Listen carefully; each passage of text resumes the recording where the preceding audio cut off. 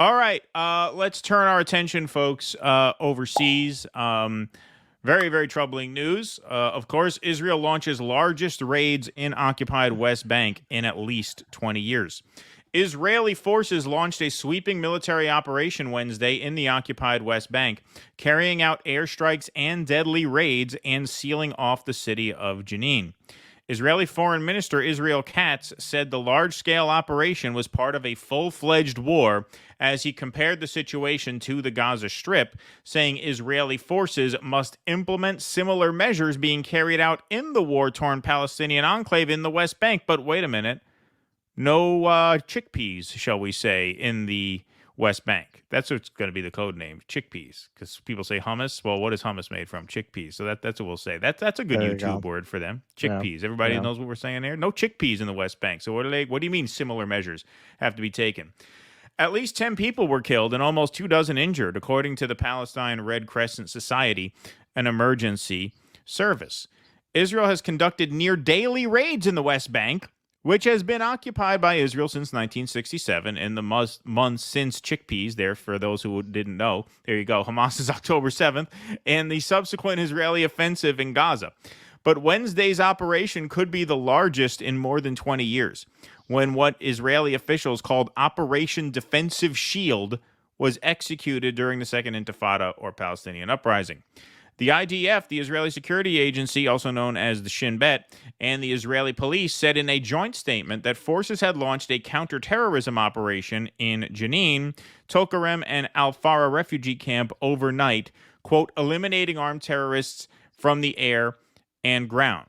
They said 3 armed militants who posed a threat to security forces were killed in an airstrike in the area of Jenin, while 2 other armed militants were killed in Jenin and Tulkarem, which are about 30 miles apart. Israeli authorities said a number of wanted suspects were also apprehended, along with a number of weapons. Israeli forces exposed and dismantled explosives that were planted under the roads in the area and were intended to be detonated in attacks against the security forces operating in the area, the statement said. Images and videos shared on social media and verified by NBC News showed Israeli bulldozers appearing to destroy roads in Tulkarem and Jenin overnight. Israeli authorities said their forces also launched air raids in the area of Al Farah refugee camp just over 15 miles south of Jenin, in which Israeli authorities said 4 other armed militants were killed. So here are some of those videos, just a couple of those videos, which surfaced online and then were then verified by more mainstream outlets. Here is the destruction of a street.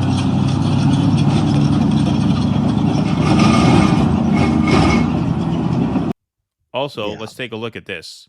This one is the more egregious one. Last night, Israeli forces destroyed 2 main roundabouts during a raid into the West Bank city of Jenin. Does this look like a counterterrorism operation to you, or does this look like destruction of the infrastructure to make a place unlivable, which, oddly enough, is a violation of the Genocide Convention? Look at this. Oh yeah, that roundabout looks suspicious. Yeah. That was one it's roundabout. Coming right at us. Yeah, here's the other one. I mean, who are you going to believe? You or your lying eyes? You're going to tell me this is a counterterrorism operation? What? What? What are you talking about? Digging up the roads, destroying the roads, and dismantling this kind of infrastructure? But of course, they'll just say it. They'll just say it. That's all they got to do. All they got to do is keep talking. NBC News continues. Kamal Abu al-Rub, the governor of Jenin, said on Palestinian radio that Israeli forces had surrounded the area and blocked off exit and entry points, as well as access to hospitals, the Associated Press reported. The staff at the hospital was later allowed to move freely after facing severe restrictions by Israeli forces, according to Medical Aid for Palestinians. Israeli forces raided homes in the Nur Shams camp in Tulkarem, searching from one house to another and detaining men found inside, according to Nihad al-Shawish, the head of services at the camp. All access roads to the camp have been destroyed, al-Shawish said. Israel's operation in the West Bank, one of 2 Palestinian territories occupied by the Israeli government, still raised fears of forcible displacement among the Palestinians. Yeah, I wonder why. Yeah. U.S. Bahrami told NBC News he could see the camp being surrounded by the IDF from his home less than 2 miles away in the town of the same name. The Palestinian Authority employee said his mother-in-law, who lives in the camp, had told him that Israeli forces were surrounding her house. He added that he was no longer able to reach her over the phone.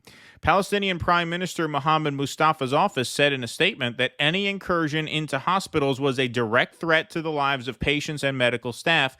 Israeli forces had blocked entry roads and besieged multiple medical facilities across the West Bank, the statement added.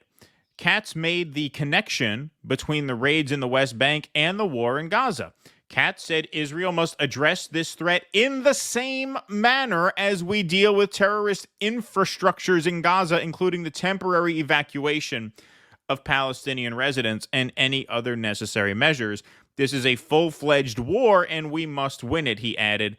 Katz also said that the IDF was operating with intensity in Jenin and Tulkarem to stamp out Islamic Iranian terrorist infrastructure. So there you have it. I mean, just right from their mouth, they're going to do the same to the West Bank as they are doing in Gaza. Now, the West Bank is a much bigger territory, and maybe they have to tread lightly by comparison because obviously there is no Hamas presence in the West Bank, and so they can't as easily claim that this is all about self-defense. But you heard it right there. They approach this the exact same way. Now, there's one more article that we're going to read a little bit of in just a minute. But do you have anything, Russ, while we're paused? Well, this is what we've said all along. They're taking advantage of the opportunity. There is an opportunity here. The United States has clearly signaled, no matter what the outcome of the election, that there will not be any restraint put on Israel to the extent of continuing to send billions more dollars, more weapons to Israel. So there's not going to be any restraint coming from their primary benefactor. This is what they've wanted to do for 76 years. Liquidate this population by any means necessary, and they're not going to miss the opportunity. Their objective is to ethnically cleanse, even through means of genocide, the population of the West Bank and Gaza, and to claim that as greater Israel, to make that all Israel from the river to the sea, as it says in the Likud charter. Indeed. We're going to keep going. U.S. imposes sanctions on extremist Israeli settlers in the West Bank. So the U.S. now has announced new sanctions against extremist settlers in the West Bank who are funded by the Israeli government as Washington steps up its attempt to rein in worsening settler violence. The new measures drew a sharp response from the Prime Minister, Benjamin Netanyahu, whose office said it viewed them with utmost severity and that the issue was under pointed discussion with Washington. The sanctions target one organization and one individual with long involvement in the intimidation of Palestinians with the aim of seizing their land.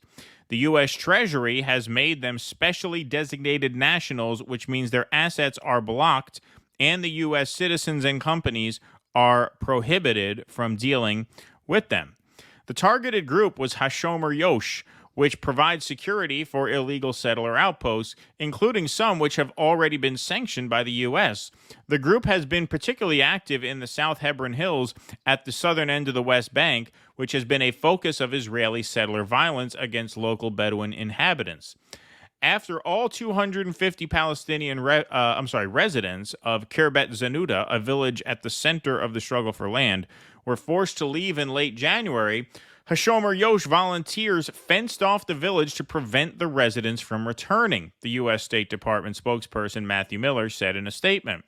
Hashomer Yosh is officially a non-government organization, but it has been funded and supported in recent years by Benjamin Netanyahu's right-wing coalition.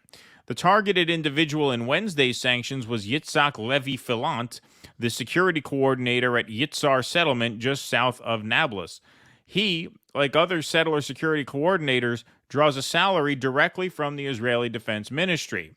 Although Fallon's role is akin to a security or law enforcement officer, he has engaged in malign activities outside the scope of his authority, Miller said.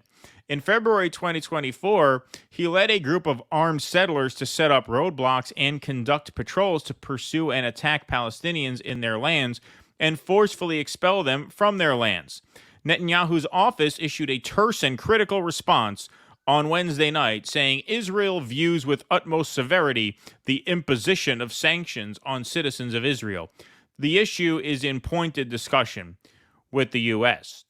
The sanctions will make it hard for the Israeli government to continue to pay Fallant or fund Hashomer Yosh without violating U.S. sanctions, and will cut off direct funding from right-wing supporters in the United States.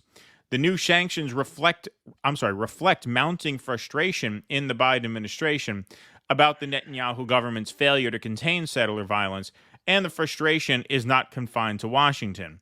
In a letter published last week, the head of Israel's Shin Bet security agency, Ronan Bar, wrote to Netanyahu and some of his ministers to warn them that violence by settlers' hilltop youth, unrestrained by the state, constituted terrorism and represented a severe national security threat because it was likely to drive a cycle of violence. All right, so you know what my theory is, and this is not a conspiracy because I don't think a conspiracy is required when interests converge, as the great George Carlin once said on Bill Maher's show.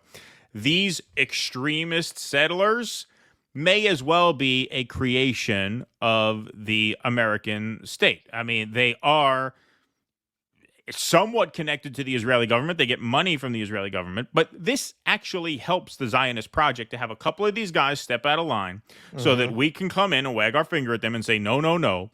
And Netanyahu can make a big show of, how dare you sanction our settlers? So he looks like he's like sticking up for them. But meanwhile, we get to look like we're doing something about this when we're not. We're not. We're slapping a couple of quote unquote extremists on the wrist while business as usual goes on. There have been raids in the West Bank on an almost daily basis for the past 11 months now, according to that NBC News article, which we just read. So yeah, a couple of bad actors, quote unquote, step out of line. It gives us the opportunity to look like we are keeping Israel under control when, of course, we're not. Yes. The horrors coming out of Palestine since October 7th are just strain the mind's ability to take it in. It's at the point where a lot of it just doesn't even break through. Recently the father lost his twins. That was moments that really got out there. The good news is that Israel's economy and society are collapsing. The bad news is they're probably not collapsing quickly enough. Fast enough, right. For the Palestinian people. Just absolutely, absolutely horrific. And our own complicity as a nation and the willingness of people to go along with these candidates who are going to continue to support this. I mean, we kind of boiled it down to this formulation, and on the Democratic side, that's really what it is. Genocide, free lunch, tampons in the boys' bathroom. It can overlook a little genocide. What's a little genocide? Yep.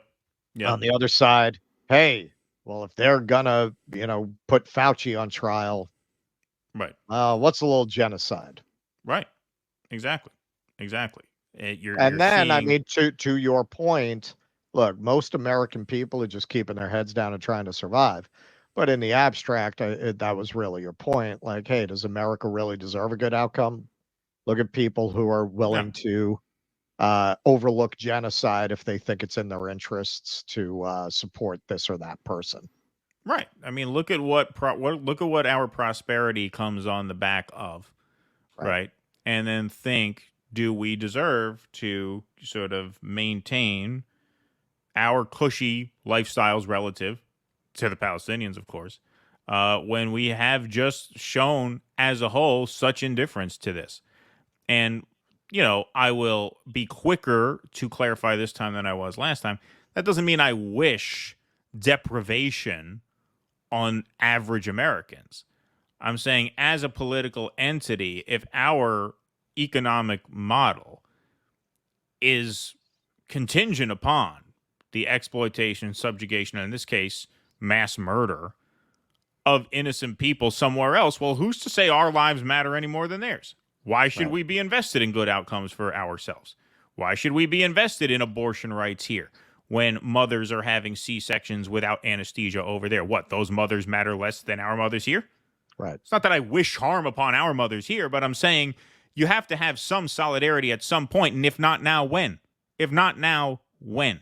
Well, frankly, when the British Empire collapsed, when the French colonial holdings collapsed, that was when they were able to reduce their military footprint and put money into their societies. Well, that's a whole other point. That's a very important one. The NHS came into being post-World War II, post-British Empire.